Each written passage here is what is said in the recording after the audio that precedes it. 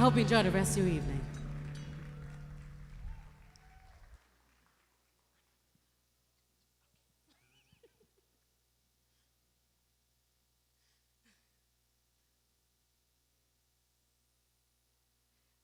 Ooh, hello, hello.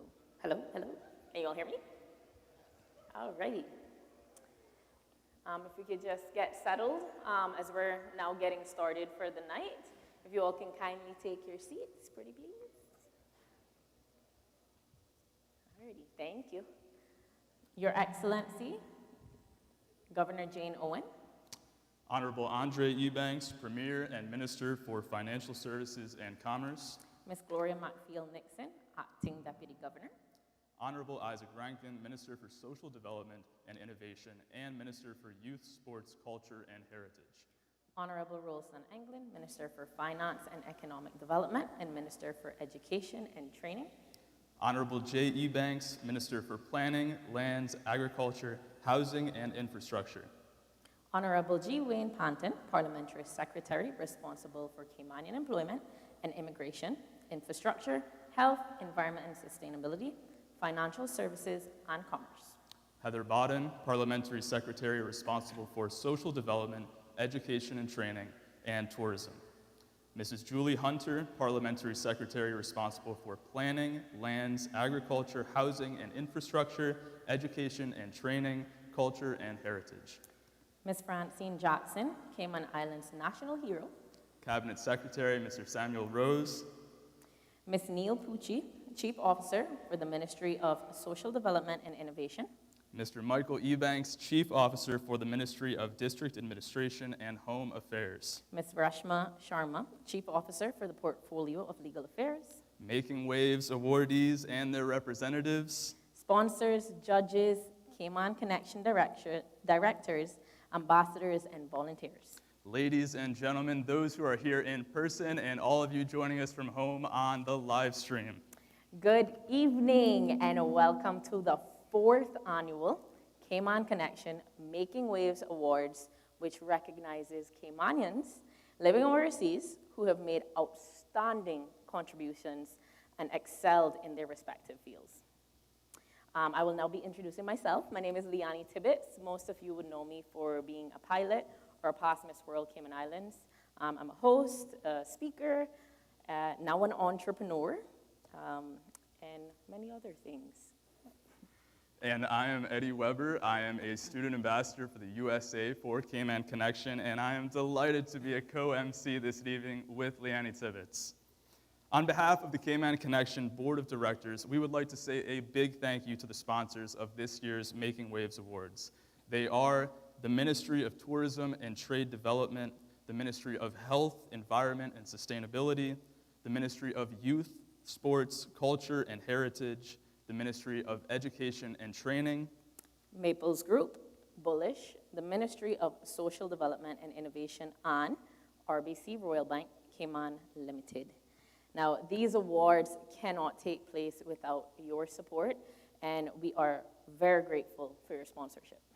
And thank you also to Madam Narosa for regaling us with her beautiful voice. We appreciate her spending some time with us this evening. Yeah. A round of applause, yes.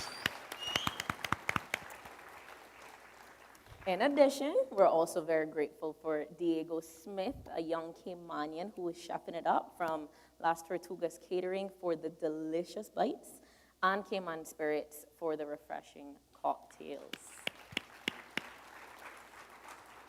And before we get started, some housekeeping matters to get out of the way. Yes, please. So can you all take out your phones, your handy-dandy phones? Yes, everyone? Just do me a quick favor. Please put them on silent, please. And also, there are a limited number of programs, so if you all missed it, there's a QR code at the welcome desk that you can scan and pull up these programs, and on the programs you will find more information about the awardees as well as Cayman Connection. And restrooms are located in the foyer to your right. And please help us keep this beautiful theater clean by disposing of any food and beverage items in the garbage bins located in the foyer. Also, please, if you take any pictures tonight, tag us on Facebook at Cayman Connection and Instagram at KConnect. And the agenda tonight is quite straightforward. We'll have a few remarks from our distinguished speakers, followed by the announcement of each of the 2025 Making Waves award recipients, and the presentation of their awards. And we also have one prize to give at the end, and it is a draw for a Cayman Airways travel voucher, which I wish I could get one, but anyhow. And that will go to one of the individuals who actually took the time to nominate someone for the Making Waves Awards this year. And once the formalities have concluded, we hope you will take a moment to congratulate the awardees, catch up with friends, or make some new connections, and sign up, of course, as a Cayman Connection member if you haven't done so already. Yep, and now we are welcoming our very first speaker for tonight, and it gives me great pleasure to introduce our premier, Andre Ebanks, who will be greeting us. Mr. Ebanks is a trusted, steadfast advocate for Cayman Connection's work and mission, and we are very happy that he can be here with us tonight despite his very busy schedule. So, Mr. Premier.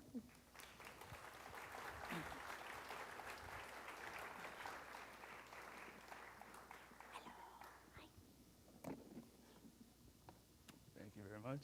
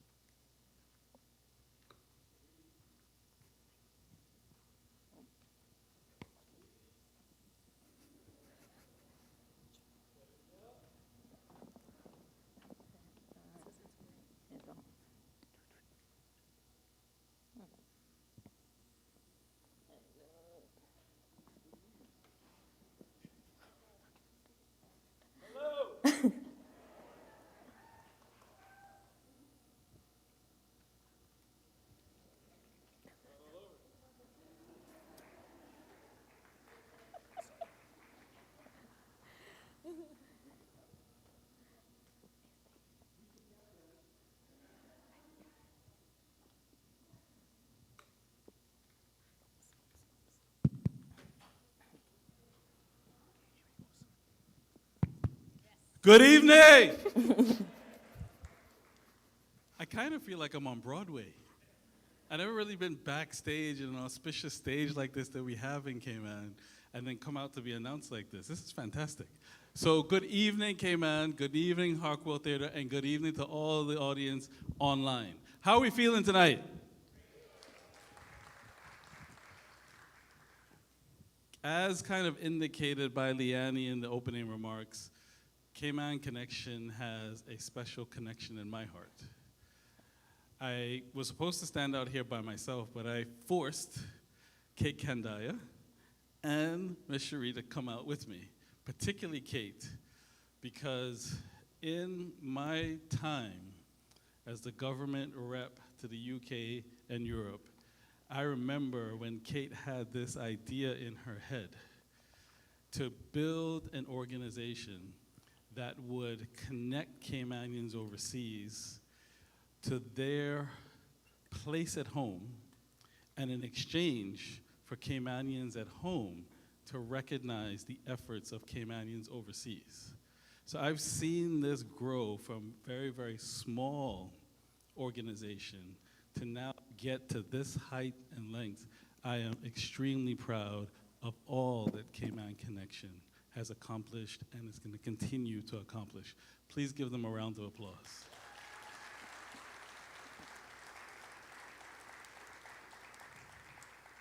And if I remember correctly, what was at root was to try to build a bridge.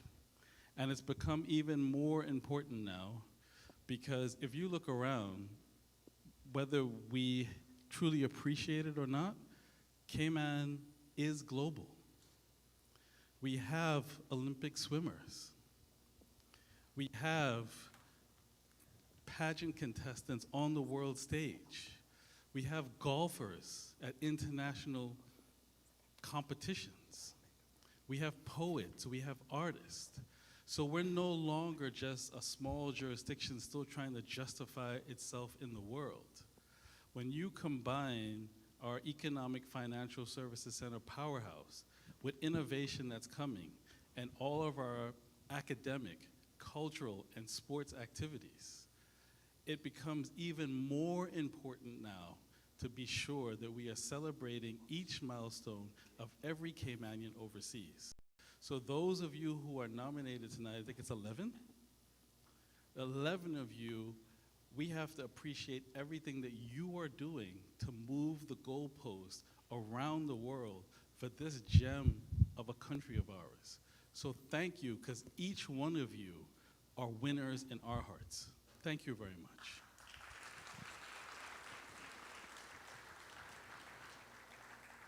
But I don't think it stops there.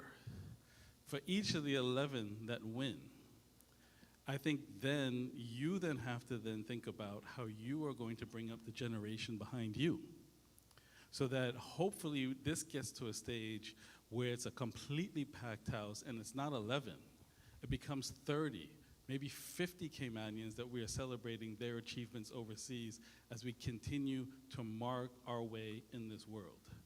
So tonight, let us just kick back, let us relax, and enjoy and celebrate all that we are achieving locally and globally as Caymanians. God bless you all, and have a good evening. Thank you.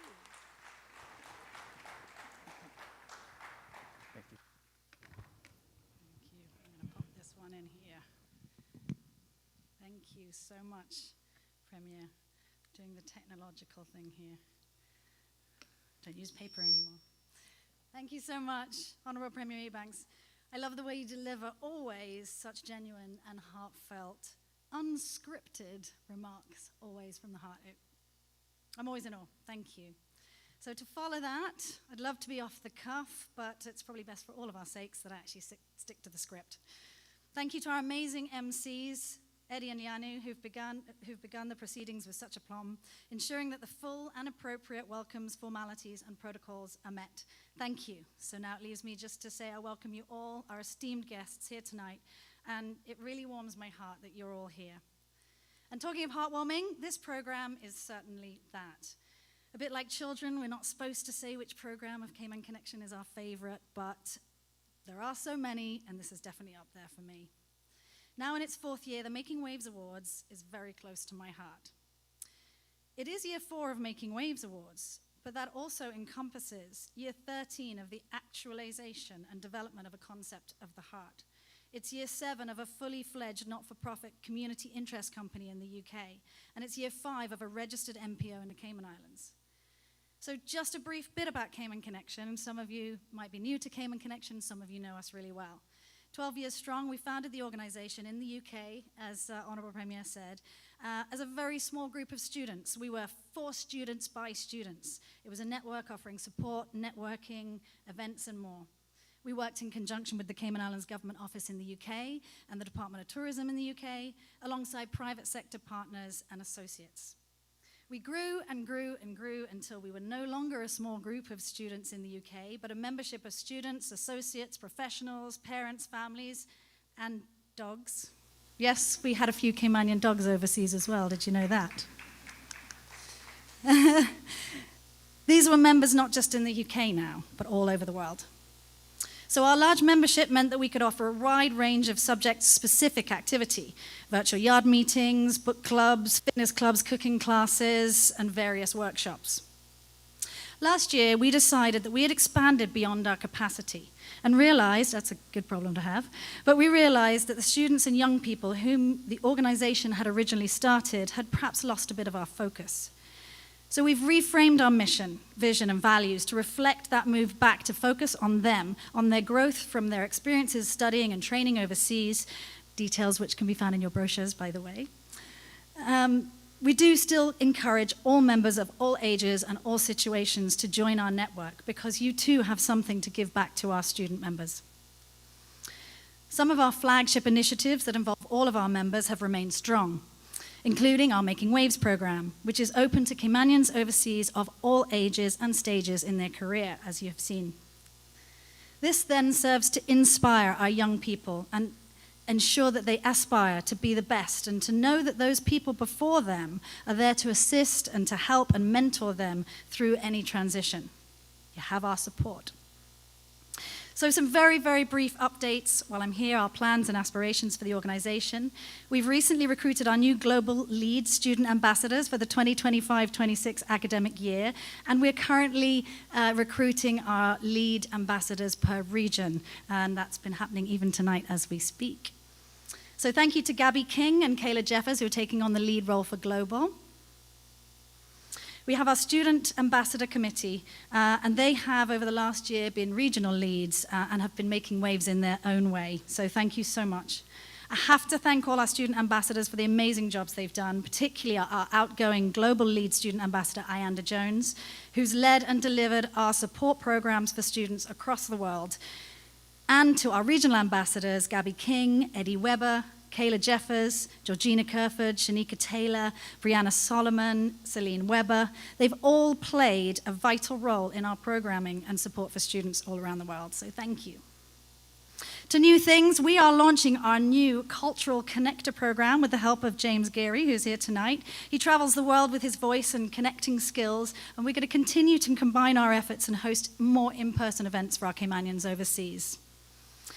We're also very excited to be launching our all-new member portal. This is happening in the coming months and is promising to be a new and fresh way for our members to communicate, to help celebrate each other, to help each other, and as well to showcase their own activities and services amongst their membership and the network. So if you like what you hear, I just will say, please get involved. There are many ways to do so. Sign up as a member, volunteer, become a sponsor, and feedback. Please tell us what you think, tell us what you need, tell us what you as members can do for the other members and how you can help our community thrive. We're listening and learning all the time as an organization. So let us know so we can grow. Love that. Just came up with that on the way here. I have to finish with some extremely important thank yous to our amazing executive director, Ashley Akanumi, who can't be here tonight. I'm sure she is watching. We hope you're enjoying your beautiful new baby and enjoying family time. We miss you so much, and we're looking forward to having you back, me particularly. And thank you for everything that you have done to set us in motion while you're away. To our board, Marzita Bodden, Benno Galuli, Winston Connolly, Robin Harding, we could not do this without you. So this program wouldn't be possible, of course, without our amazing sponsors. Thank you to the Cayman Islands government and all of our sponsors for jumping on board, for believing in us and helping us celebrate Caymanians who are doing our country proud. Our judges, who you will hear from now, I could not do this job, honestly. It is amazing. There are so many incredible nominees, and I would really struggle with that, so thank you. I'm glad that bit is totally out of my hands, thank goodness. To all those who nominated, huge thanks. Without the nominations, we have no program. So please, think about who you can nominate. Think about who's overseas doing amazing things and make sure you get your nominations in. It's really important for us. So many people, as you can see, have come together to make this event possible and this program possible, this amazing venue, the photography teams, the videography teams, the incredible volunteers, the catering, the drinks. Thank you to all. And of course, to Rhonda Bev and the Kelly Holding team for putting it all together with such grace and Caymanian spirit. You are all amazing. So I say all that to say it takes a village, and we are certainly that. A community for each other, together wherever we are in the world, and we thank you all for being here and a part of this. So I'm so excited to now share the 2025 awardees with you tonight. And I'll pass you over to our amazing judge, Ms. Sherry Ebanks. Thank you. Thank you, Kate. And come, let's give her another big round of applause. I think this is a very, very special celebration, the Cayman Connection Making Waves Award. Tonight we honor the enduring spirit, tenacity, hard work, and brilliance of Caymanians making their mark throughout the world. As a judge, it is both a privilege and an incredible honor to help shine the spotlight on those who carry the essence of Caymankind beyond our shores. Alongside my respected judges, Marzita Bodden, Shamari Scott, Winston Conley, and Tasha Ebanks Garcia, I have been both humbled and inspired by the stories of excellence that have emerged from our small and global community. The Making Waves Awards now in the 4th consecutive year, are more than recognition. They are a call to action and a powerful reminder. They remind us that our people, no matter how far they roam or how high they climb, bring us a bit of Cayman with them wherever they go. Each nominee, and especially each winner, represents not only individual achievement, but also the collective pulse of a nation unafraid to dream beyond its borders. These individuals continue to carry the Cayman flag and Cayman kindness across the globe, as our fathers and grandfathers did decades ago. When we reflect on our past recipients, we are blessed with powerful examples that reflect the strength, diversity, and ambition of our Caymanian diaspora. Jordan Crooks, who took the swimming world by storm, has become a symbol of perseverance, excellence, and national pride. His journey from local pools to international podiums exemplifies the determination inherent in our people. Similarly, Frankie Flowers, who is motivated by his desire to tell authentic Caribbean stories on the global stage. Their stories captivate us, not because of their achievements, but because of their unwavering commitment to representing Cayman with integrity, humility, and excellence. Their journeys also serve as reminders that success is seldom solitary. Behind every award-winning Caymanian is a network of family, mentors, and community members who have lent their support and encouragement along the way. In celebrating these achievements, we are also celebrating the foundations that have enabled them to thrive, our tight-knit families, dedicated teachers, and proud communities. These Making Wave winners are not just ambassadors of Caymanian talent. They embody the values that make our country unique: resilience, ingenuity, and a commitment to service. Their accomplishments do not exist in a vacuum. They incite young Caymanians to see themselves as architects of the future, leaders, pioneers, change makers. Each story becomes a beacon, lighting the way for those who dare to believe, to dream, and to chase excellence beyond our shores. To all nominees and winners, know this: you serve as living proof that the size of our nation is no constraint on the scale of our dreams or the impact we can have on the world.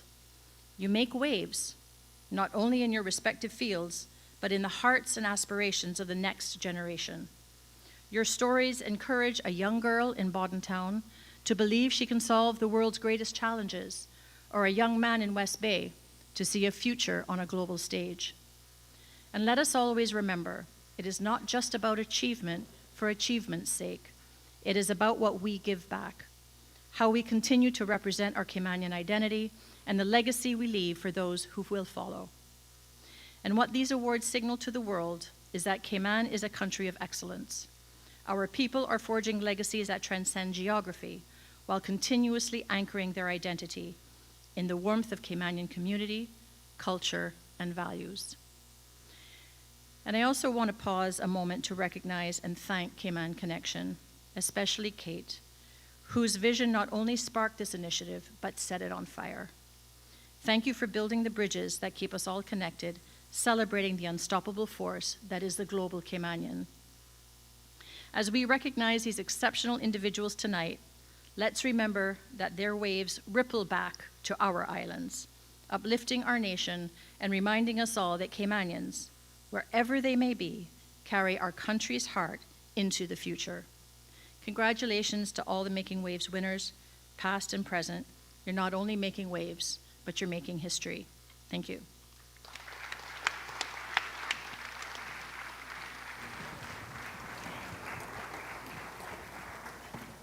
Thank you so much. Amazing, Kate. Thank you. No, thank you so much.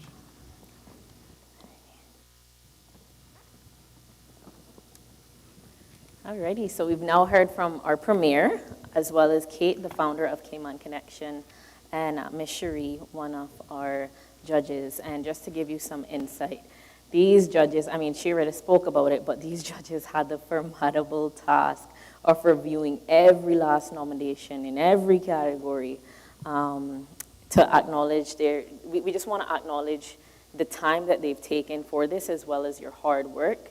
We really, really appreciate it. And the judges were Marzita Bawden, Shamari Scott, Winston Connolly, Tasha Ebanks Garcia, and Cherie Ebanks, who we just heard from. So, yeah. Now, the moment we've all been waiting for, it's time to announce our award recipients. We have 9 award categories in total. And as we introduce each awardee, we will play a short video to showcase their experience overseas in their own words. And the first presentation of the evening is the Inclusion Award, which celebrates those who have actively promoted equality, diversity, and inclusion either in their personal or professional lives. This award aims to shine a light on those who proactively seek and action ways to make the community they live in more inclusive. It champions those who have contributed to reducing the disparity gap amongst one or more sections of society to improve accessibility and increase opportunities for all. The recipient of the 2025 Inclusion Award is Emma Graham Taylor.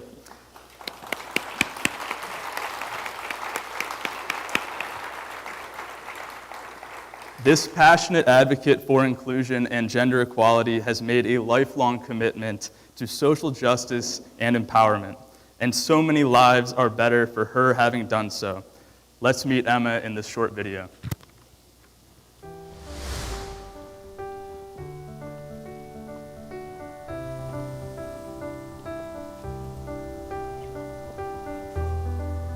My name is Emma Graham Taylor. I am a general HR management professional. I hold an EMC Global EIA professional designation as a coach.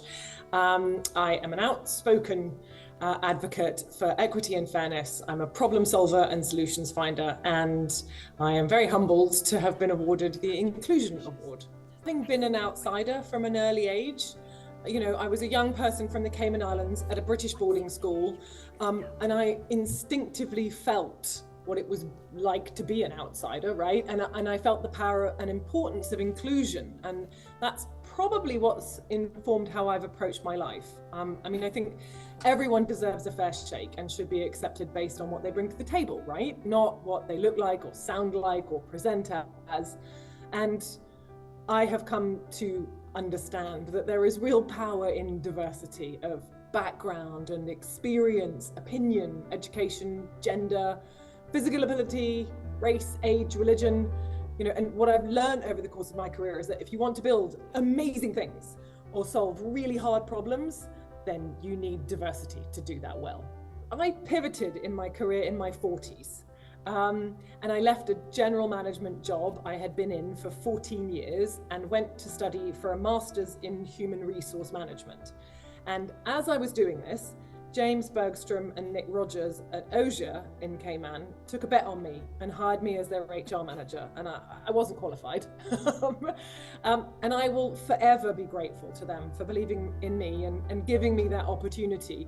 And that role then really helped develop my focus and impact professionally in the diversity, equity, and inclusion space. And it gave me the knowledge and skill to get involved, particularly with Gender Equality Cayman. You don't need to have a plan. Just do things right and do the right things and be kind and get up every day and try to add value in the service of others. And it's all going to work out, right?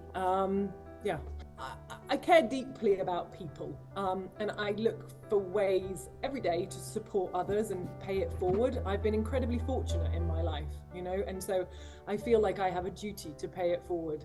And I believe that satisfaction really is found in the service of others, and I look for ways to do this.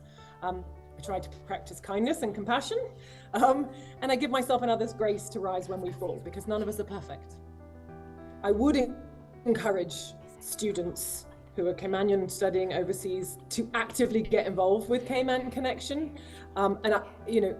This is not passive engagement, it's active engagement, because I think that Cayman Connection gives Caymanians that engage with their programs a real advantage. It helps them to build social capital, it helps them to build resilience and independence, and I think that those things can really help give you the building blocks to form a successful career. That was amazing. Yeah, round of applause.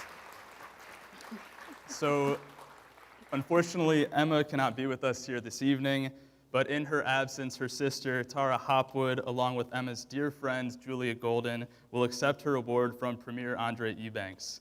Premier, Tara, and Julia, please join us on stage.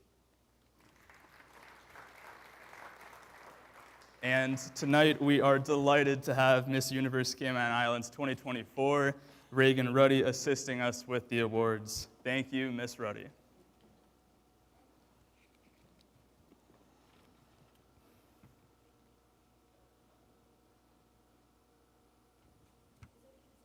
Absolutely. I will keep this short. I'm not a fan of public speaking, although I could talk about my sister for hours. Having nominated Emma for this award, I'm absolutely thrilled she was deemed deserving. In my eyes, of course, she already was, but it's wonderful to know that you agree. Much of Emma's life has been spent identifying issues and solving them with special focus on finding those who are unable to speak out, speak up, or for those who didn't even realize they have a voice. She will always fight for what's right, regardless of the personal cost. So thank you very much for recognizing Emma as deserving of this award. I know she's humbled by it and feels utterly undeserving, but that's because she feels she's only doing what anybody else would do, and yet we know everybody else isn't doing it. And that's why we need the Emmas of the world to lift more than their share to make up for those who aren't lifting at all. Perhaps the example she sets will encourage others, and eventually the load will get lighter for those pioneers like Emma who are still doing the heavy lifting. And Julia's got some words from Emma that she wants to share. Emma's asked me to say thank you, but first I'd just like to say Emma lives equality, inclusion, and kindness, both here in Cayman and now in the USA or UK. Whether she's dealing with a member of government, a committee, a board, a CEO, in an endeavor to change policy or influence work culture, or whether quietly from the roots helping with a resume or a job search, being beside someone who's traveling a cancer journey, cooking for and supporting those who are really struggling and living on the margins, she will always be fully present. Emma, in a broader sense, encapsulates inclusion, equality, and kindness. Here are Emma's words. It feels lopsided to be receiving an award from Cayman Connection because the reality is it's they who deserve accolades and awards for the work that they are doing. As long as award giving like this serves to highlight the important contribution that Cayman Connection make in the lives of Caymanian students overseas and helps to garner support, so much the better. I'm grateful to Cayman Connection, a lifeline for young, ambitious Caymanian students. Thank you.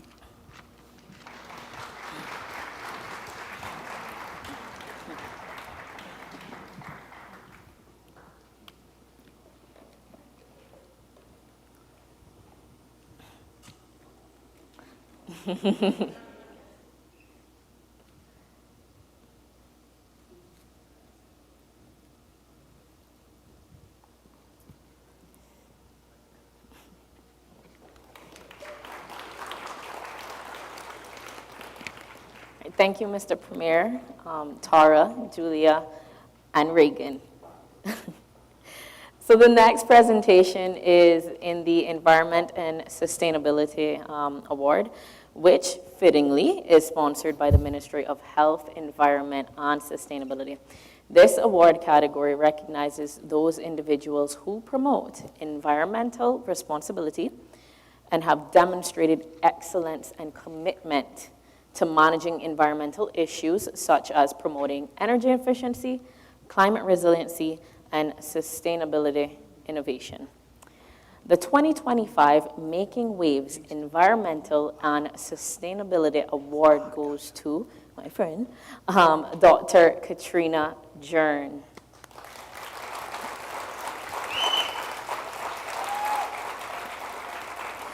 So if you can now turn your attentions to the screen to learn more about this passionate Caymanian environmental sociologist, sorry, I can't even pronounce that. Yeah, I'll just leave it at that. Whose impact spans from policy, advocacy, education, and who continues to inspire a more sustainable future for the Cayman Islands.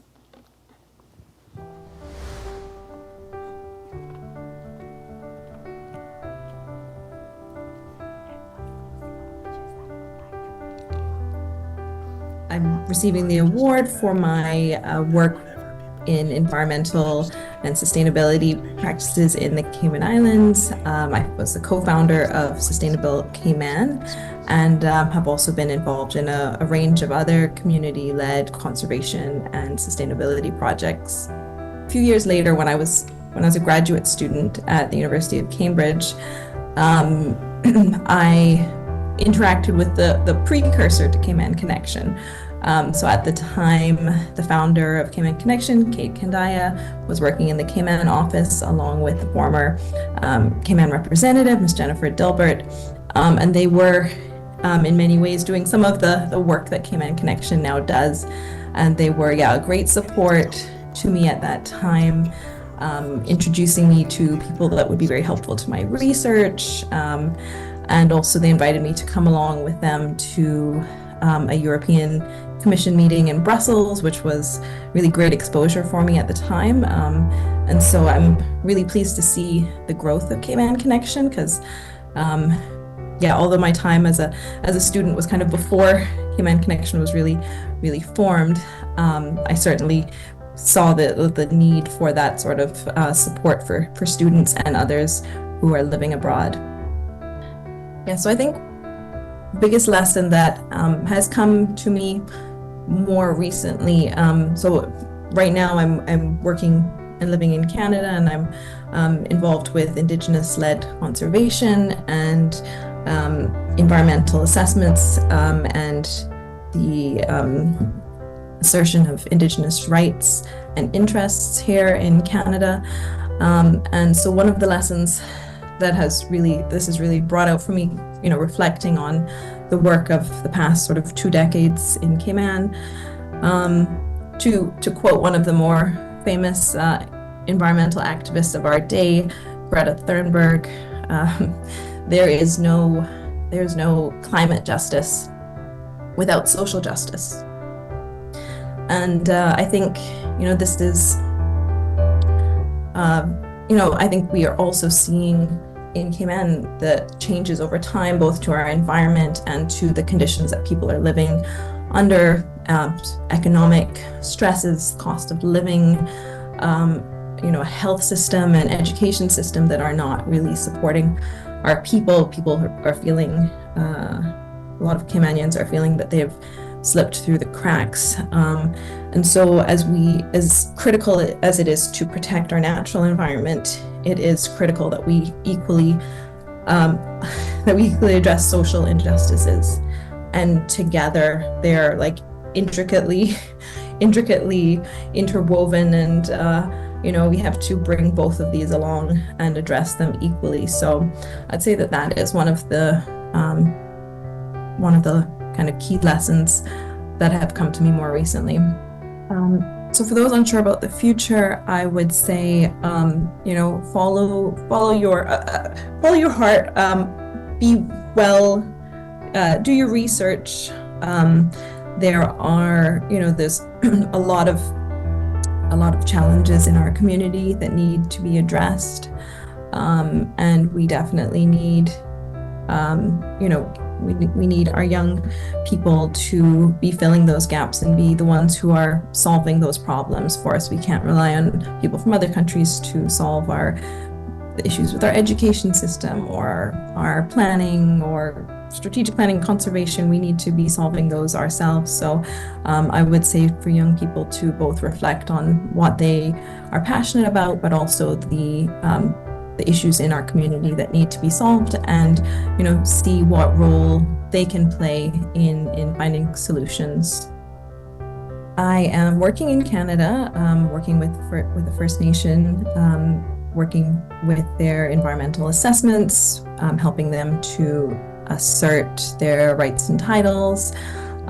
It is a very interesting sort of conservation and human rights space to be working in, and it's I feel very, very privileged to have this opportunity to learn from peoples who have been stewarding their lands from time immemorial.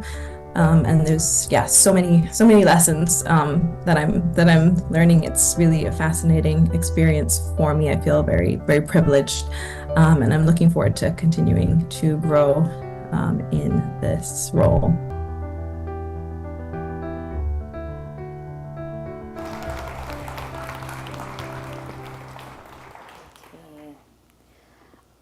Unfortunately, Dr. Jern is unable to be here with us today, but we will ask her mother, Miss Renette Jern, accompanied by Miss Shirley Rolston, to come up. They will collect the award on her behalf, which will be presented by Parliamentary Secretary Mr. Wayne Ponton. And we will now do the photo as well as the presentation. There we go.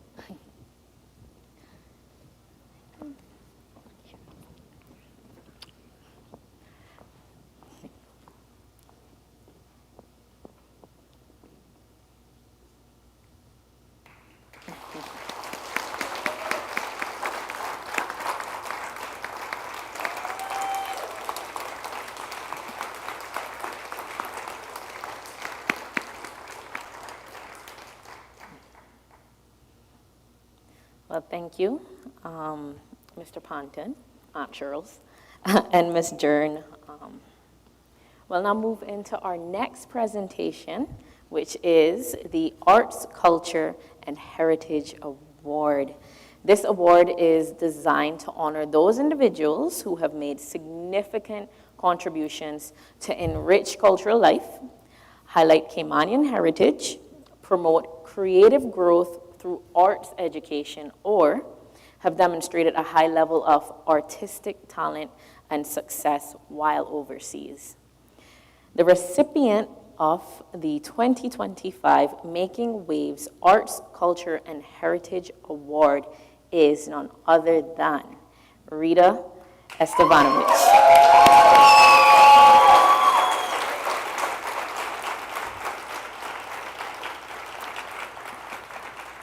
Now, this beloved award-winning Caymanian actress and cultural ambassador's dedication to heritage, storytelling, and community makes her a true force in Caymanian arts and an inspiration to all of us, myself included. Let's hear from Rita.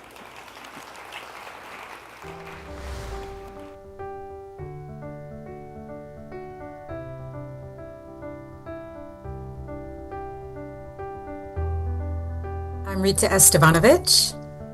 I am an actress, also voice artist. I'm a mother, and I'm a Caymanian living overseas in London. I didn't really consider the arts as a career until I did The Lion, the Witch, and the Wardrobe in school, and we had a teacher who directed the show. Her name was Pam Nelson, who said to me, you know, you're very good. You could consider pursuing this. I was in high school by this time, and I thought, oh, I could do this, you know, as a career. I could actually make this my work. And so she did plant a seed, and I did start to think about it more seriously probably after that production. And then I just continued to be involved in the arts locally in Cayman, in dance with Dance Unlimited, and in Young at Arts, which is through the National Theatre there, Hartwell Theatre, and worked with Dr. Henry Matu, and he certainly gave me a lot of encouragement. And yeah, so I would say it wasn't something I knew instantly that I would be doing, but with encouragement from the community, I slowly started to see it as a possibility. Perhaps during the COVID period, I felt most vulnerable, but what was really nice was that during that period, I knew other Caymanians overseas as well, here very close to me, and we were able to communicate, support one another. Cayman Connection, of course, was a big part of that. Cayman Connection had virtual yard meetings for people to get together, to commune, to laugh in spite of it all.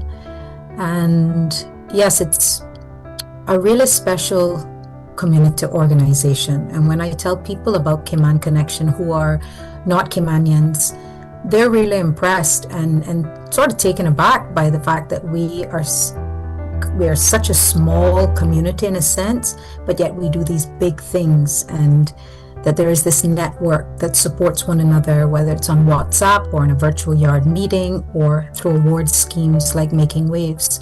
So thankfully, we have an organization like this for Caymanians overseas, and it is a blessing in those times of vulnerability.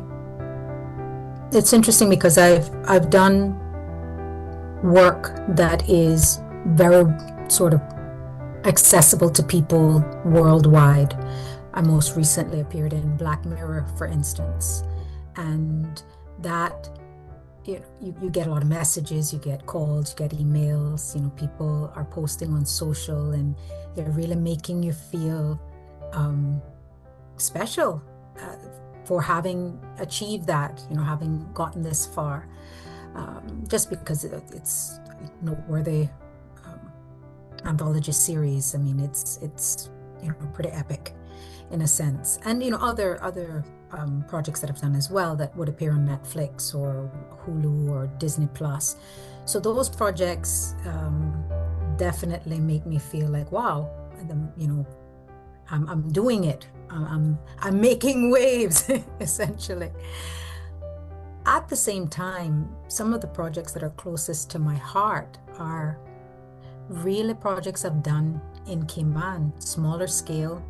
Not many people would see them except for people locally. Sometimes only people in a particular district would have seen this performance.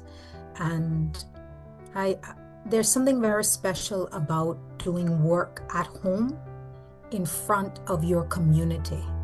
I'd say the lesson I've learned in this journey as an artist overseas is that community is essential. Having people that are rooting for you when you find it difficult to root for yourself. Family is critical. Having that family support, whether it's your blood relatives or people that you have made your family, having them around is really important, because you're going to need someone to help you on the days when you feel discouraged, essentially. And hard work is a part of it all, as well as faith, believing you can in spite of the odds.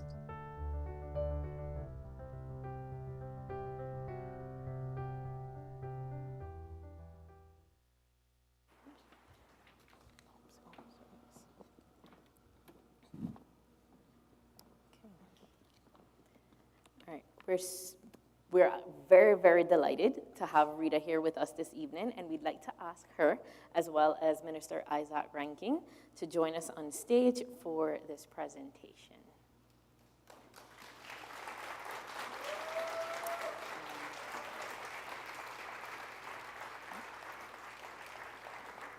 You all could step here for the photo.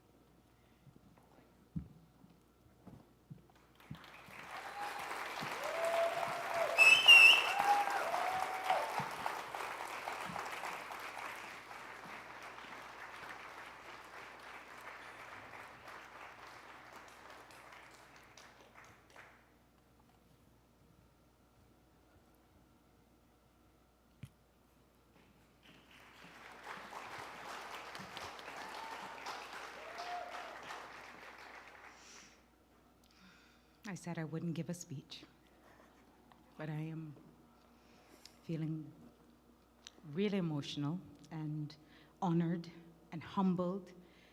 We have such incredible people across the world. We really do.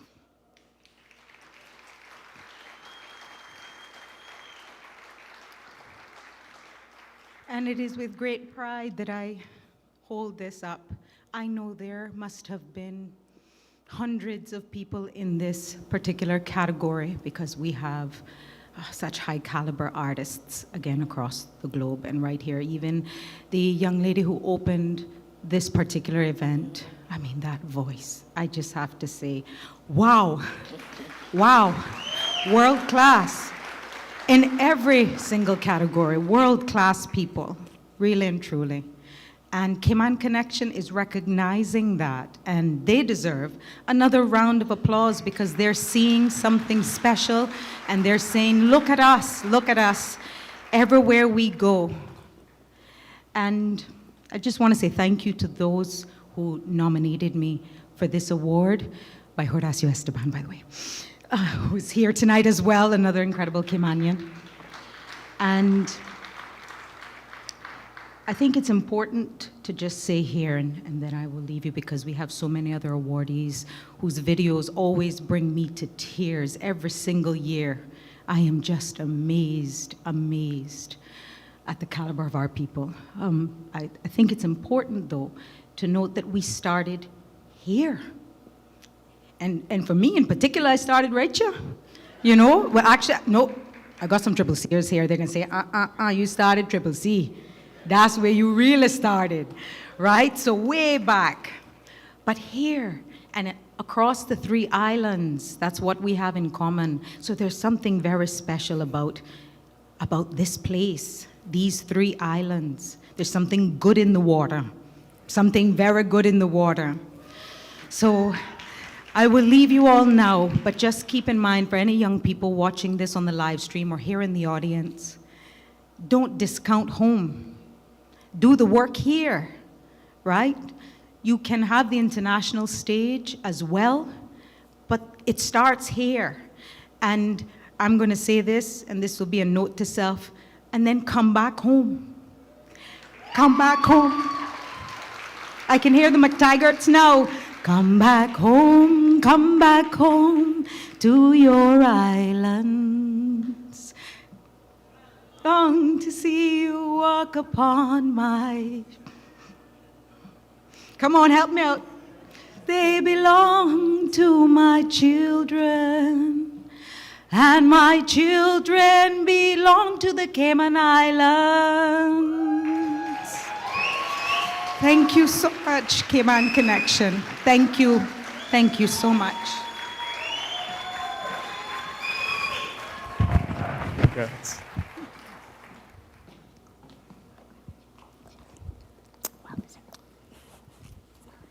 Thank you so much, Rita and Minister Rankin.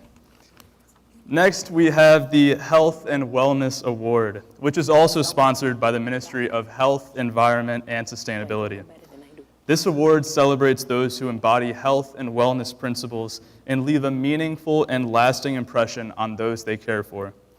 It is designed to champion innovators and pioneers in the field, those who have achieved tangible success, as well as those who have demonstrated an excellent commitment in the health and wellness sector. And I'm proud to announce the recipient of the 2025 Health and Wellness Award is Mr. John J.J. Gillooly, MD.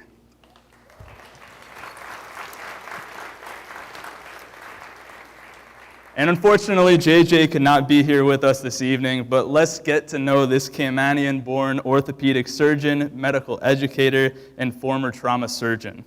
Let's watch this video.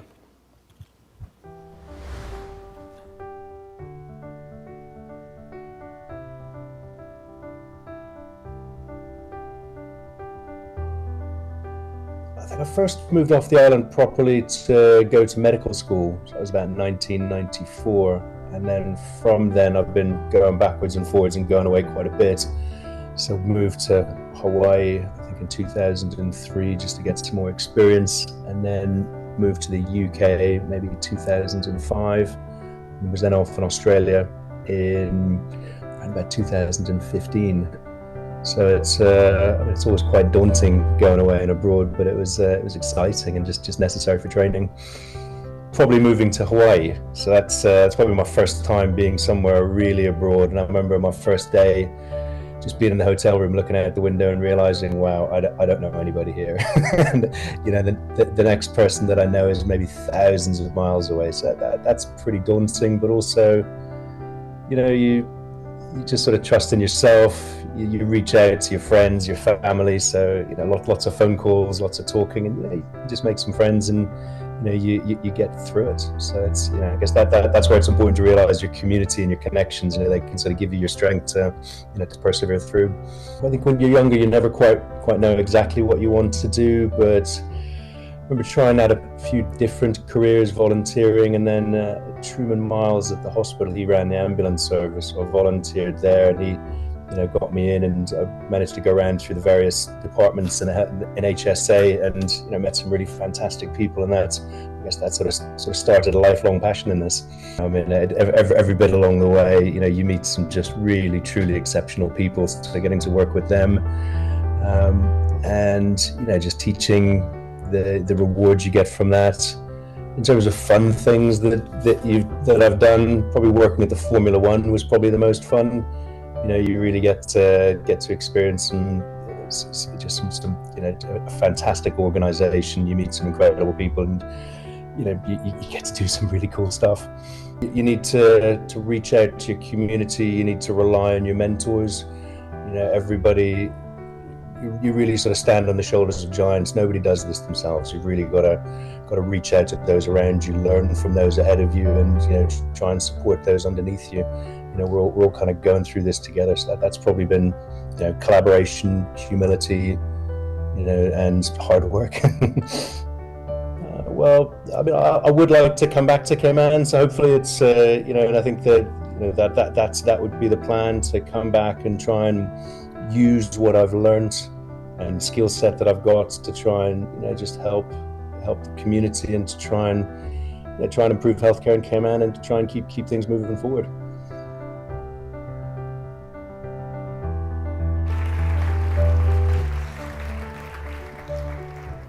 And so JJ's award will be accepted tonight by Ms. Crystal McLean, Human Resources Officer at the Cayman Islands Health Services Authority. You may wonder what the connection is between JJ and the HSA.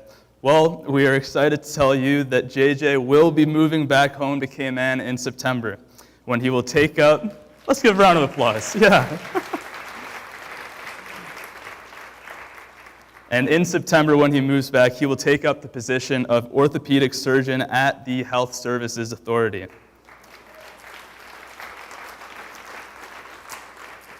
What an amazing achievement for HSA and our community. I now invite Ms. McLean to the stage and ask Parliamentary Secretary Panton to join us to make the presentation.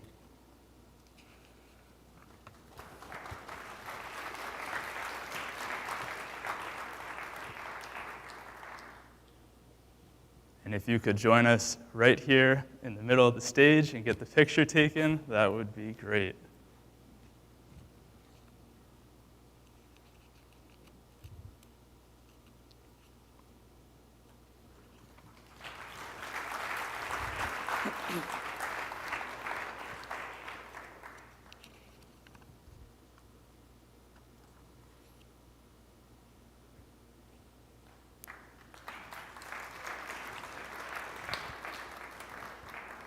Thank you very much.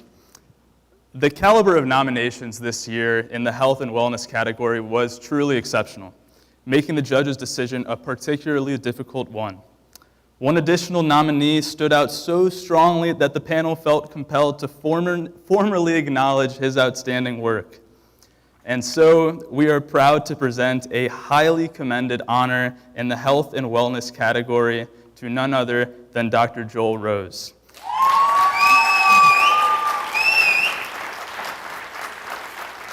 And we do this in recognition of his remarkable contributions, specifically in the field of advanced gastrointestinal and bariatric surgery. Please turn your attention now to the screen as Dr. Rose reflects on his journey.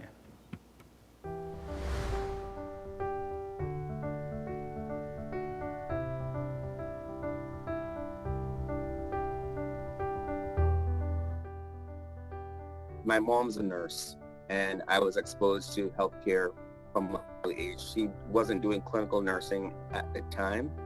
She was doing education, but I was raised in a house where she was talking about healthcare and teaching anatomy and things like that. And at night, I remember her reading Dr. Ben Carson's books think big and gifted hands and things like that. And that was what we went to sleep listening to, right? My older brother and myself. And then he actually visited in the Cayman Islands, came to our school assembly, and I got a chance to meet him and things like that there. Just finding someone that I could identify with, someone that I saw as a surgeon that looked like me, you know, and that was something that was inspirational.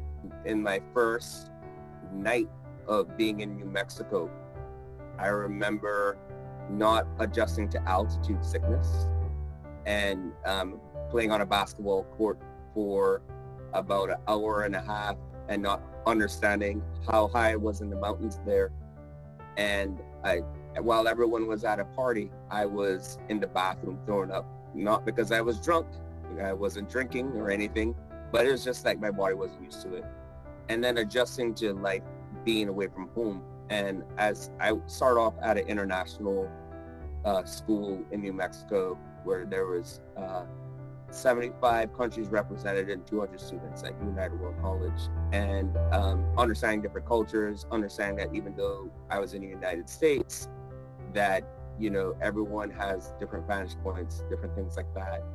And then adjusting to the academics, I definitely found even though I did well in school, it was a different level and it was a good challenge, but it definitely helped with growth. At this point in time, getting a bariatric program started in a rural place where no one thought that was possible, along with my colleague, Dr. Charles Moore. We came straight out of my fellowship, and we built a program. Being designated a center of excellence, I realized that it was a culmination of the studying, the work that we had already done. We had to show that and prove that we had good results with our patients, things like that. So it's like a stamp approval of, hey, you guys are doing the right thing, you're taking good care of patients and things like that. Life has a way of working itself out, but not to get into despair when you don't see that you desire working out immediately. I can be here all night or all day telling you about how I thought my life was going to be, and it didn't turn out the way that I thought. And that's okay. It's still beautiful. It's my story. And I believe that God is the architect of my story. So my last word of advice is just like in the words of Dory, just keep swimming.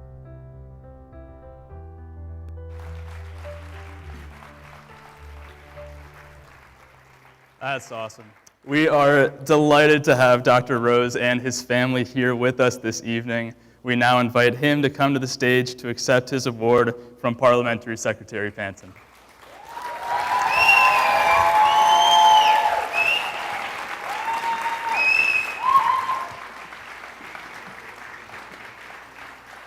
And please come on up to the middle of the stage.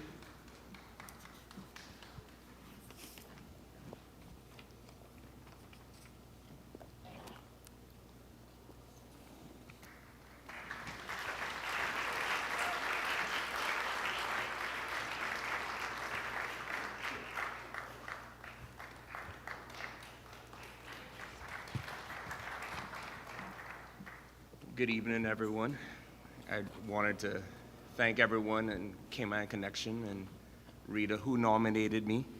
Can't get away from my classmate from Triple C School, but I do appreciate the honor and being recognized in this fashion. You know that we live in a time where sometimes it's not that common to get recognized in the things that you necessarily think you should, but you know, this is something that I really believe that God had a purpose in my life from the beginning, and I do appreciate my mom and dad being here tonight. That's one of the highlights of my day, is to see you all here in person, my family who is back there, my wife who is here as well, and I'm just thankful for the journey. Thank you for my boys that have been able to be here with me as well tonight. But I just want to tell something to my fellow Caymanians, that in the words that kind of what Rita said, it's no place like home. And I'm hoping that our orthopedic surgeon who's coming here soon will continue to blaze the trail for other Caymanian doctors returning home. I hope that that's something that on my pathway, that someday that I will be here as well. And I'm looking forward to continuing to serve where I'm at in the United States. But thank you so much for the honor. I could be here all night thanking different people who helped along the journey. Dr. Tomlinson, when I was in 12th grade, shadowing him. Nurse Hazel Brown, who helped me many a summer to get opportunities to work at HSA and things like that. And continuing along the journey, the Cayman Islands government, Maples, different people who helped with scholarships along the way. So I just want to tell you all thank you for the support. Thank you for coming tonight, and to all the other recipients, congratulations. Thank you all.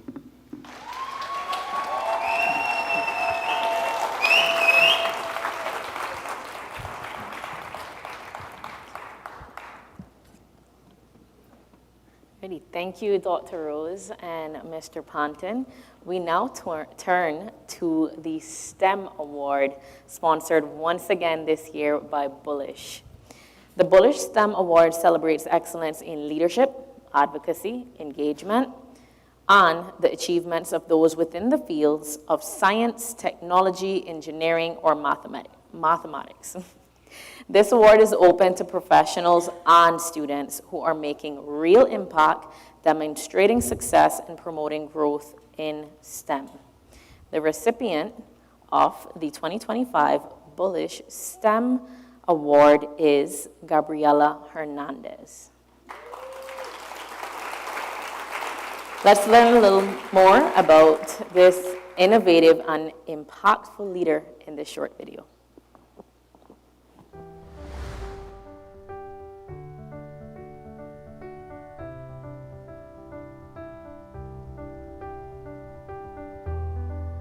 Hi, my name is Gabby Hernandez, and I'm honored to be the winner of the Bullish STEM Award.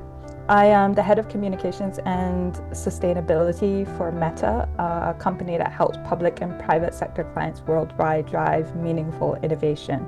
I actually first left Cayman for a few years after Hurricane Ivan when I was 12.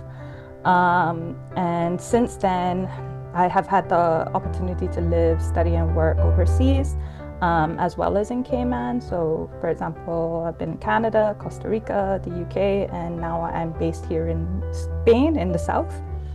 I've lived in Europe for over 7 years now, and transitioning was, it was really hard, especially being away from family and friends, and of course, miss going to the beach and the water. But transitioning has been made easier by staying connected with, my family and friends and finding my own community overseas. I didn't expect, to say that I would be in this industry. I've always been curious and keen to learn, to grow, and I think that's kind of really shaped my path. It's just kind of following my passions and faith. I wanted to work more in a space where I could help start working and supporting solutions as opposed to just talking about challenges. So when I moved over, I had the chance to get involved in that space, start working with startups in climate tech, first kind of managing the communications for one of the largest climate tech ecosystems here in Europe. And yes, kind of since there really just gotten more into that space in deep tech and other areas. I look forward to being involved with the Cayman Connection community, and I think it's important to have a space, that allows Caymanians overseas to connect and support one another, especially since we're so far away from home. I'm really honored and grateful to have won the Bullish STEM Award, and just happy to connect with the community. So if anyone has questions, just feel free to reach out.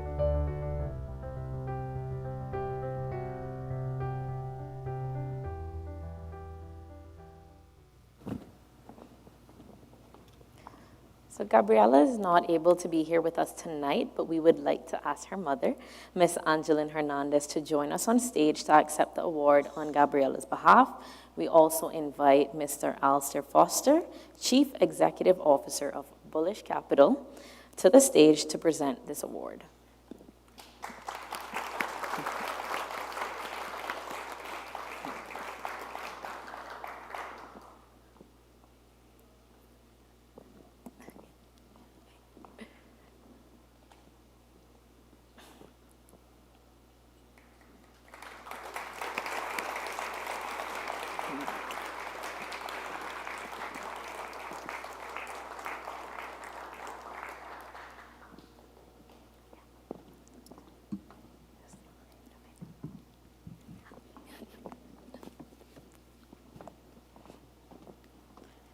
Gabby asked me to say a few words for her.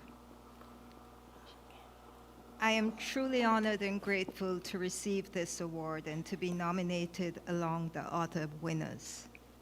I'm grateful for the support of my family and community that has afforded me the opportunity to live, work, and study overseas. As the national song says, although I wander far, my heart enshrines thee yet, O land fair Cayman Isle, I cannot thee forget. I'm not Rita, I can't sing that. I'm grateful to be able to represent my home. My experience growing up in Cayman has shaped my worldview and work. And while I'm grateful to be able to do the work I do, helping to support innovation and ecosystem development overseas, I hope I can one day help my own community. Thank you again.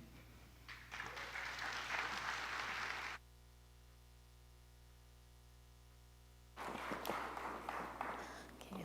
Thank you so much, Ms. Hernandez. With a mother like that, I can see such a phenomenal woman. Also, Mr. Foster, we appreciate your support from Bullish each and every year. We now move on to the Tourism, Travel, and Hospitality Award, which rewards excellence from individuals in any sector within this broad industry bracket. This category, which is sponsored by the Ministry of Tourism and Trade Development, covers all markets from travel agencies to food and beverage services, transportation, and entertainment services, and there is so much more. The recipient of the 2025 Making Waves Tourism, Travel, and Hospitality Award is Jamal Estwick.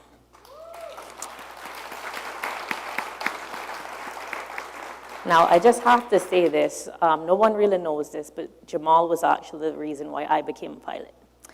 He was my very first pilot advisor. So, you know, even though he's not here right now, he's off spreading Caymankind somewhere in a Boeing 777 in his position as first officer with Emirates. He does send his regrets that he's unable to be here this evening, but let's hear from him now.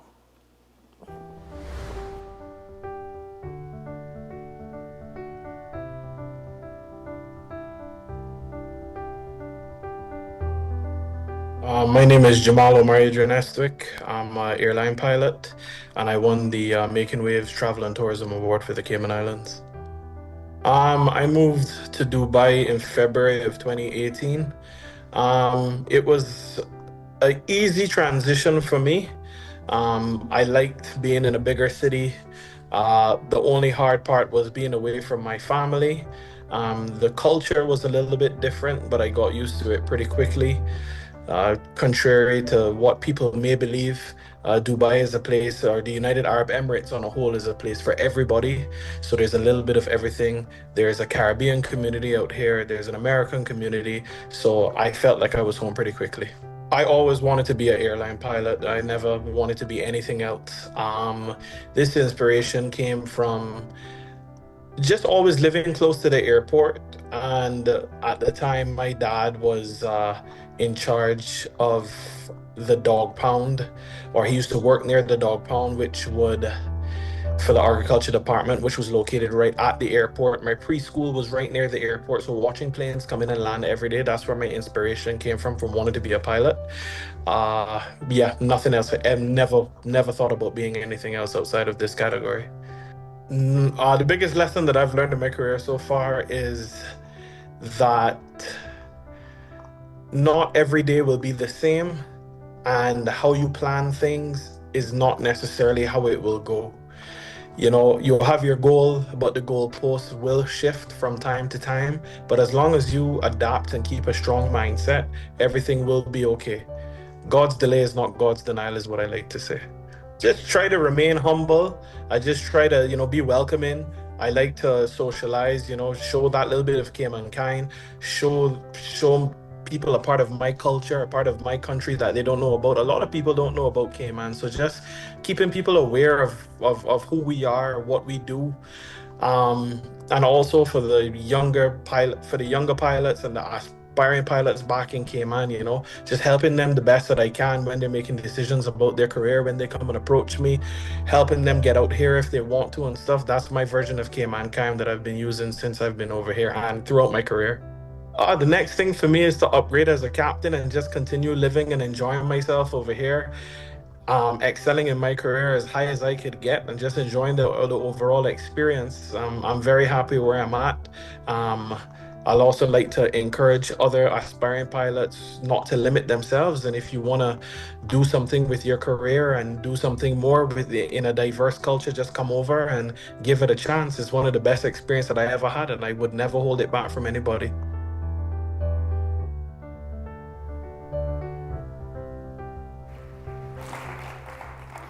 We'd like to now invite Jamal's daughter, Ellie Eswick, accompanied by her mother, Jessica Eswick, to accept the Making Waves Tourism, Travel, and Hospitality Award on his behalf.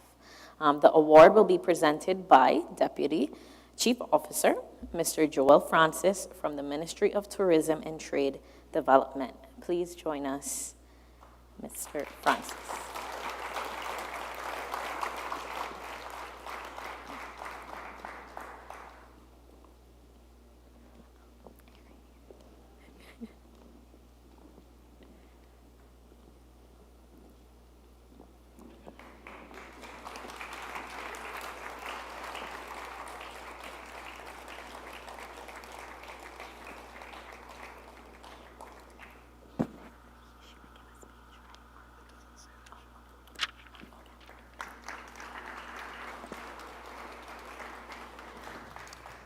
Thank you very much, Mr. Francis, Elle, and Jessica. The Maples Group Financial, Legal, and Professional Services Award is our next presentation tonight. This award is aimed at individuals who have a proven record of exceeding client or business expectations, are innovative in their approach to problem solving, and have a robust and resilient professional strategy in their field. The award also shines a spotlight on the most impressive achievements by professionals in these fields. It's my honor to say that this year's recipient of the Maples Group Financial, Legal, and Professional Service Award is Harvey Stevenson, Jr.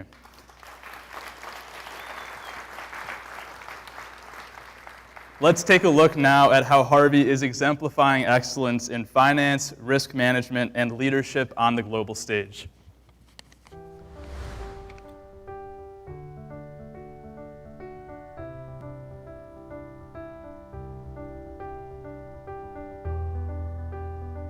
Harvey Stevenson, sometimes better known by my middle name, Hugh, in Cayman. I am an economist here in Washington, D.C. I won the Making Waves Award in the finance and legal category. I originally left to go to the UK, where I studied A-levels. At the time, I wanted to be a lawyer, but I changed my mind about that. I decided that I really loved economics and came over to the US, finished grad school here, and then got my first job out here in the US as well. I do love to go back to Cayman. I go back every year. My family, of course, is all still there, but I'm glad to have this connection to Cayman again. When I initially left, Cayman and move to the UK, you're far away from home, you're far away from friends. You obviously feel vulnerable and very removed. Things that you're used to doing, spending certain occasions with your family, with friends. That's not happening as much. But that, I think everyone experiences that, and that goes away over time. For some people, it takes longer than others, but everyone adjusts eventually. I think when I started to realize there was a much bigger issue was as I moved along in my career in education, I met more and more people who had deep social networks in the UK or in the US that I realized that I did not have because I was not in Cayman anymore. And learning how to cope with that and build your own social network overseas was how I learned to cope with that. And I learned that it was probably the most fundamental challenge, because when you're in Cayman, if there's something you want to do, even if you don't know the person, you know someone who knows that person. It's a very, very small place. That is not the case when you're in the United States. You're not going to go to the grocery store and see the President of the United States, whereas if you're in Cayman, you probably can go to the grocery store and see the Premier. That's not a surprising thing to happen. So when I worked at the Fed, I remember sitting one day in a conference room with all of the economists in my department sitting around briefing the president of the Federal Reserve Bank of Chicago, and they're briefing him because he's going off to vote on interest rates. And I realized for the first time I was closer to that process than anyone in Cayman typically is. And it's this thing that gets covered in the news, that's on CNBC, CNN, Bloomberg, everywhere. And I'm not deciding on interest rates obviously at that point, but or yet either. But being that close to the process was a pretty big moment for me, even though it wasn't necessarily a moment that was about me. Just being there, I think, and being close to the whole center of everything was a highlight for me. Well, I am now an economic forecaster. Originally started as a modeler, building statistical models, but now as an economic forecaster, in the particular environment we're in, every time we open up a new economic forecast, the world has completely changed from the last time that we did it. So I don't quite know what's ahead. I am very excited to see how things evolve. But, I'm settling in my career and I'm looking forward to how things go.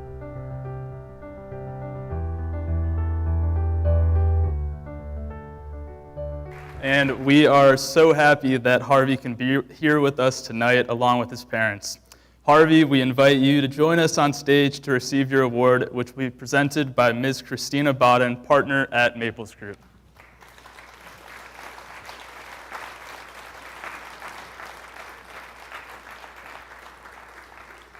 And please come on up to the center of the stage.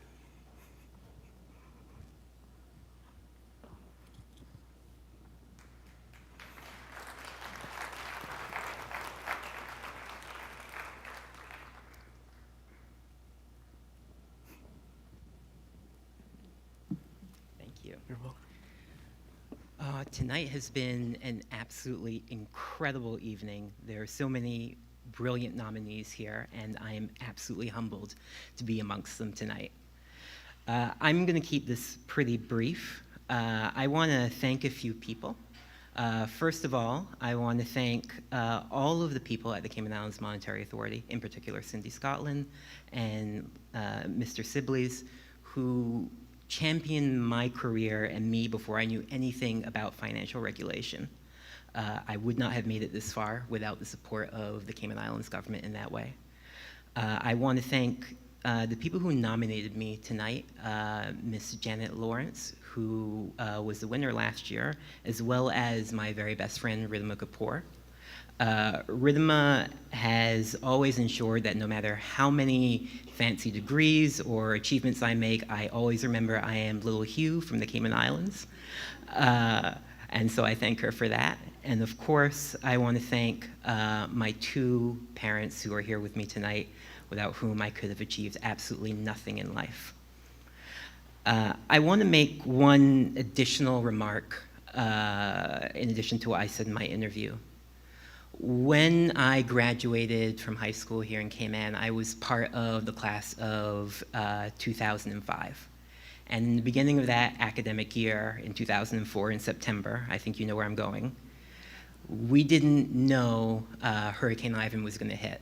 And after we survived Hurricane Ivan, we had no idea that we were going to actually be able to complete the school year and move on with our lives.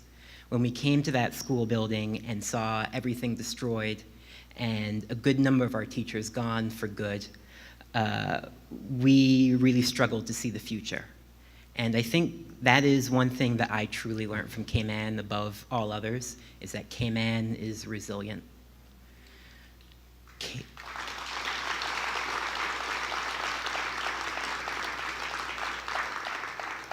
It doesn't matter how many hurricanes or storms we face. It doesn't matter what challenges we faced as sailors back in times gone by. It doesn't matter how many challenges we face from the OECD, Mr. Minister of Financial Services. We are able to stand up to all of it. So Caymankind is important, but Cayman is strong and it is resilient. So thank you, Cayman.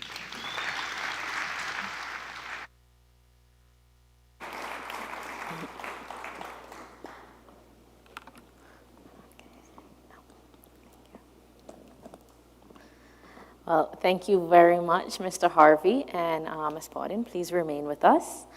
So as with several categories this year, the judges faced a highly competitive field of nominees, each, of course, bringing their very impressive achievements to the table.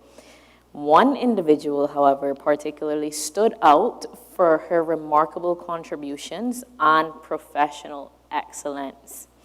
In recognition of her outstanding work as an adjunct professor, diaspora advocate, forensic social worker, certified facilitator, and board member for a crisis intervention team, and an incredible cake maker, by the way, we are pleased to present a highly commended honor in the financial, legal, and professional service category to Paula Jackson.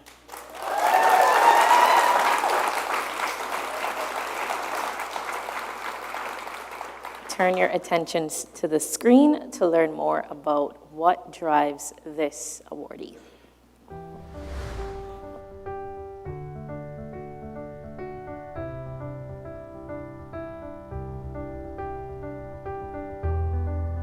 So my name is Paula Jackson. I'm a forensic social worker in the 26th Judicial District Public Defender's Office in Jackson, Tennessee.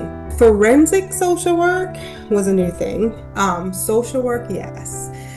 When I was in Cayman, I was in the financial field, but back in 2009, I did have some stuff with my son in school that was being bullied at the time. So I did create a program called Cayman Bullying, the Cayman Bullying Project.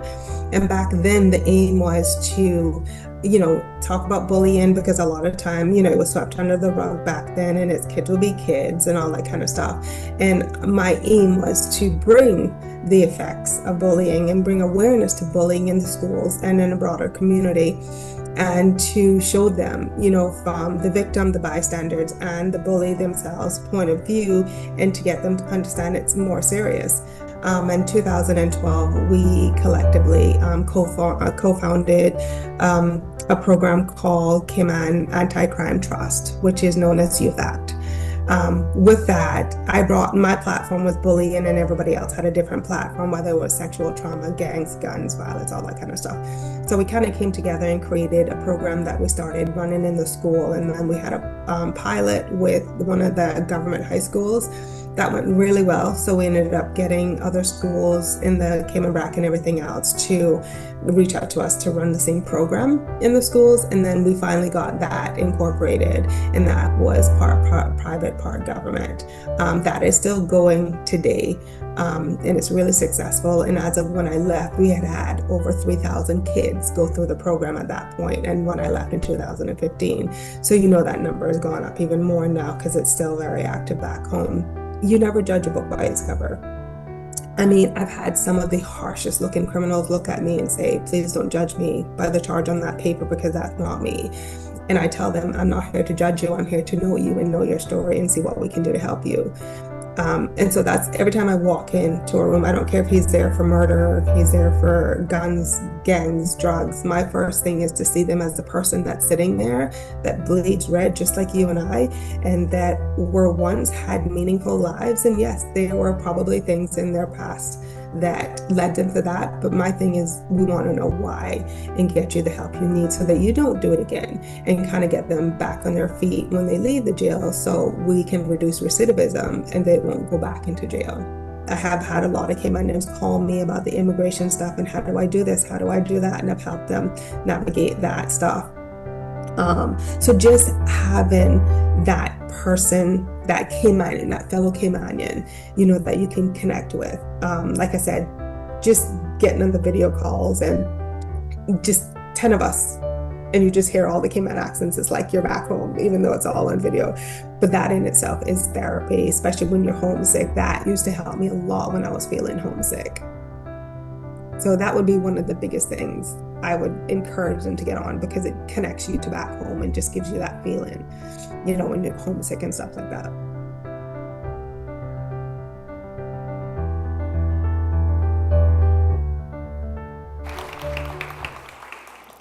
Okay, so Paula is home in Cayman and here tonight, and I am sure that I speak for everyone in the room that we want to try some of these cakes, right? Right? Okay.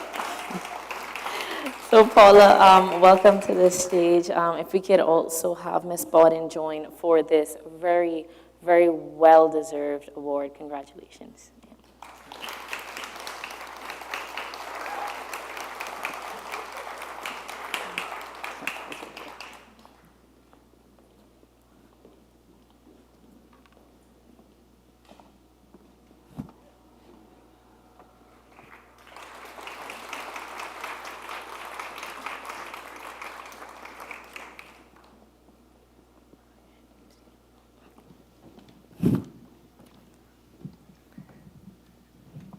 Good evening.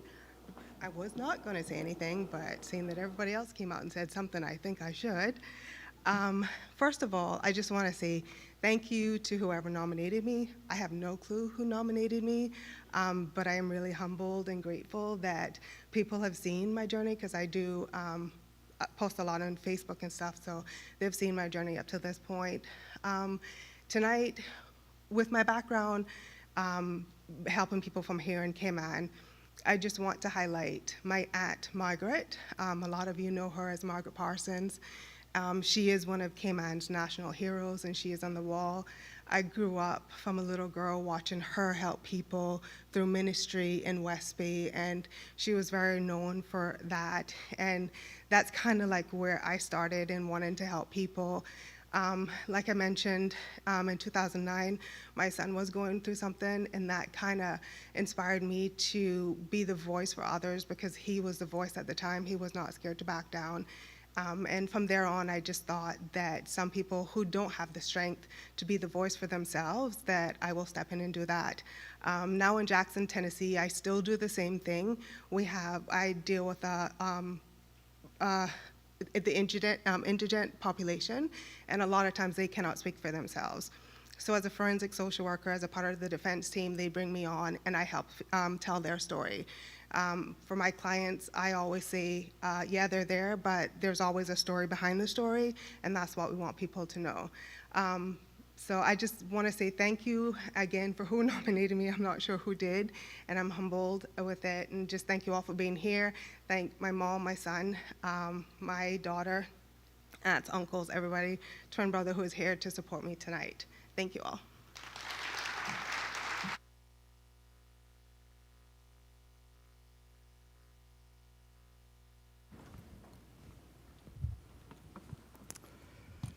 Congratulations, Paula, and thank you, Ms. Bowden, and thank you to the Maples Group for once again sponsoring the Making Waves Legal, Financial, and Professional Services Award. We only have 2 more presentations to go, so please stay with us, ladies and gentlemen. That being said, the next award tonight is the Making Waves Sports Award, sponsored by the Ministry of Youth, Sports, Culture, and Heritage.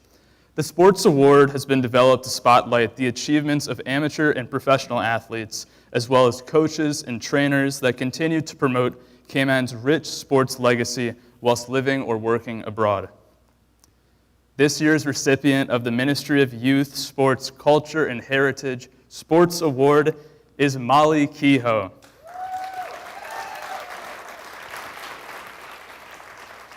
Let's now turn our attention to the screen and meet this semi-professional footballer who is a force to be reckoned with both on and off the field.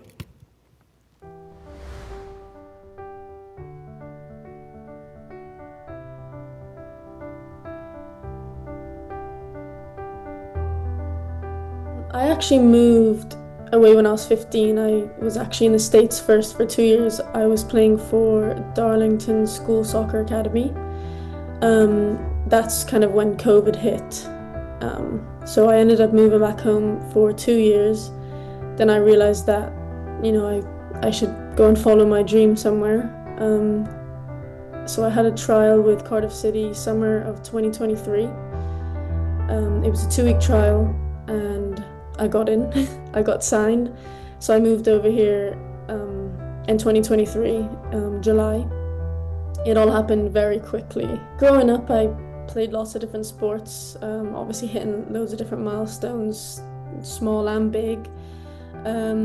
I'd say one of the significant milestones for me is playing with getting my first cap for the women's national team.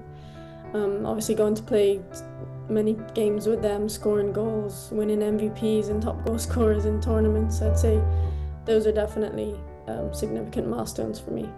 Caymankind in the football community is all about inspiring other people, inspiring the youth. When I was back at home the last time, I did a little training session with a few school kids, and it was just great to see a smile on their faces and know that I'm inspiring the youth. And yeah, I think that's what Caymankind's all about. I think other Caymanians living overseas should definitely get involved in the Cayman Connection. I think, like I said before, somebody will always be there to talk to if you're in need, and to know that other people are in similar situations as you is really helpful as well.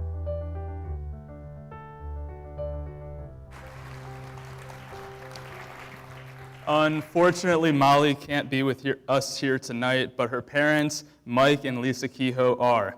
And Mr. Kehoe will collect the award on Molly's behalf. Please, may we have Parliamentary Secretary Heather Bodden join us on the stage to present the Sports Award.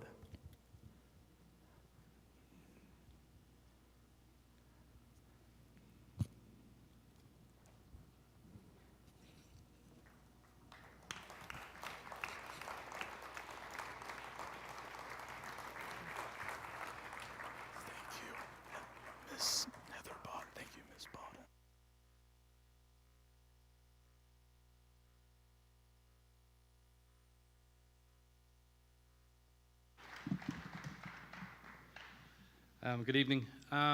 Molly does send her apologies for not being here in person, although secretly I think that she's relieved she doesn't have to speak in front of the microphone.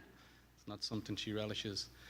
Molly is very privileged, very humbled to be given this award in light of the amazing Caymanians that she stands alongside, and I echo that. It's just being here tonight and listening, I'm blown away myself, so congratulations to everybody out there. Molly would like to thank all of her coaches, from her school ages right through her club career and her national team career, her fellow players that encouraged her to follow her dreams, as she said in the video, and not to be afraid to follow those dreams. And thank you. I'll keep it brief.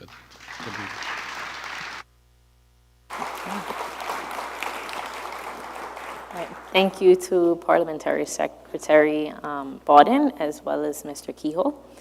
Our final award for the night, yes, we are finally here, is Making Waves Education Award, which is sponsored by the Ministry of Education and Training. This award celebrates contributions and achievements of those in roles that have not only improved the quality of education, but also enriched the lives of students. The recipient of the 2025 Making Waves Education Award is Swahil Householder.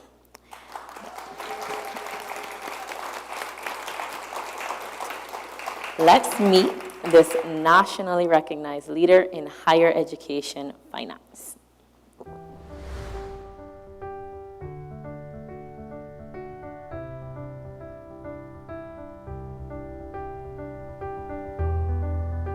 So my name is Swahil Householder. I currently serve as the Vice President for Finance and CFO at Anderson University in Anderson, Indiana. I came to the United States as an international student in 1993 at the age of 16, and I graduated in 1998 and moved back to the Cayman Islands to work. And my husband and I decided in 2003 approximately to return to the United States so that he could pursue his doctorate in English.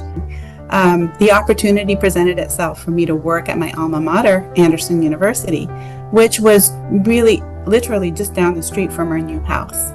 So I entered higher education at that point as an employee, as a budget accountant. And, it was just the perfect opportunity for me at the time. But I started working here and just really enjoyed the experience and have, kind of climbed the corporate ladder, so to speak. And, now I serve as the vice president of the institution. And along the way, realized that I really enjoyed this work. And so I've, have several degrees now. I have an MBA, and now I'm working on my doctorate in higher education. Well, what's interesting about this award is I'm not an educator. I'm not in the classroom in front of students, but I am an administrator of education. I impact the lives of students every day in the work that I do, but they don't know that. They don't ever really, I don't necessarily interact with students. And what gives me joy or puts a smile on my face is when I meet new students who are just starting their education journey, and then when they graduate, and just the culmination of their academic journey is represented in that moment. And to see that transformation is like none other. And I help to make that happen in the work that I do in the finance and operations business of the university. I'm currently wrapping up sort of a season in my life. I'm in the late stages of writing my dissertation for my doctoral degree. I hope to defend it in the fall months, so sometime between September and November, and graduate hopefully in December, if not by May of next year. So being Dr. Householder is a culmination, of my big dreams. And I'm excited to see where it takes me. I don't know what will happen after that, but I'm excited.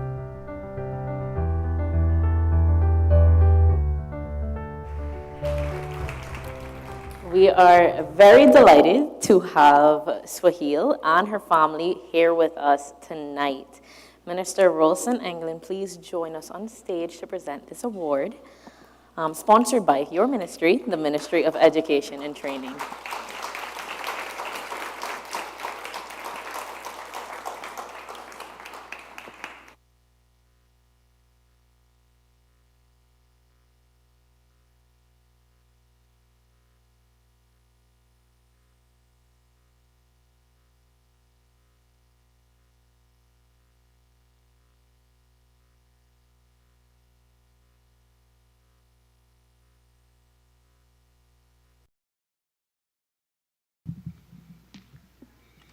I told my friends tonight that I would speak.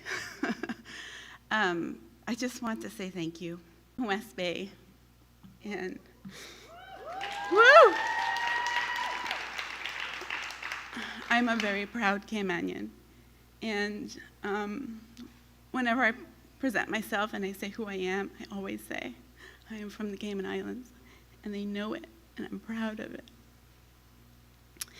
And although I don't live here anymore, my heart is always here. And I'm so thankful for my husband and my family and how they support me and that they're here with me today. And goodness, I wish I wasn't so emotional, but that's just how much this means to me. So thank you to Cayman Connection. Thank you to Kate. Thank you to everyone who's part of this organization. It's important for us to stick together here and overseas. Making connections, so important. And I think one of the most impactful things of coming together, even online, is being able to speak freely. As Caymanians, and what a wonderful organization. I am so thankful to have found Cayman Connection. Thank you.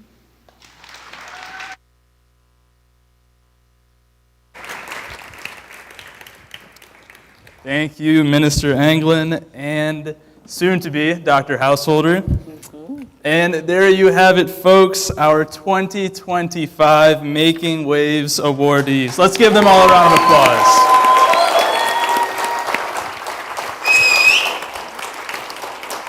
Now, our very last item of business tonight is, as mentioned at the beginning, the prize draw. So we had a large pool of nominations for this year's awards. So a big thank you to everyone who submitted a nomination. So tonight, we will draw one of those nominators' names, and that person will win, as mentioned before, a Cayman Airways travel voucher. And it is my absolute pleasure to now call the newly promoted Cayman Connection Joint Lead Student Ambassador, Gabby King, on stage to do the honors.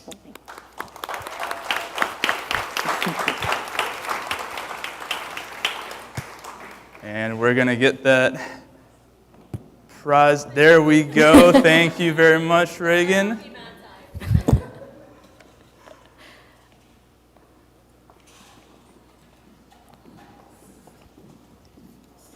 Oh, and it is Miss Hannah Jackson. Round of applause. Thank you very much, Gabby. Amazing. Ladies and gentlemen, thank you all for your time this evening. A special thank you, of course, to our generous sponsors, without whom this just would not have been possible. And we also extend our gratitude to Horatio Esteban, who created the beautiful awards, David Goddard Photography and Koga Production, and Cayman Spaces for the video production and services. And by the way, if you all get a second, do take a look at those awards. They're actually made out of Caymanite. Yeah, they are gorgeous. And thank you as well to the management and staff of Cayman National Cultural Foundation for the use of this absolutely lovely theater, and of course, their hospitality. Yep. Just before y'all get up, just take a quick look around. Make sure there's no garbage by you. If there is, please just pick it up and throw it in the bins on your way out. And also, thank you to all of the volunteers for your assistance tonight. This would not be possible without you. And before everybody runs away, I will ask the award recipients to please come up here with their representatives for a group photo. Thank you all so much, and please enjoy the rest of your evening. Yeah. So come on up, you award recipients or representatives. And thank you all once again so very much for coming out. And one final congratulations to all of our amazing awardees. Let's get one final round of applause.